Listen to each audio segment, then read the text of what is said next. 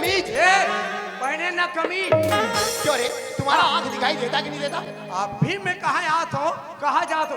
ये railway platform में ही कनखवा ये रही मन परेशान कर। अच्छा ये बता, हाँ। तू अभी कहाँ जा रहा है? अभी नवा रेंजर साहब आते कर तलाश में मैं निकले हूँ। ओ अच्छा, तो ये जो सामने में खड़ा है वो तुम्हारा बाबा है क्या?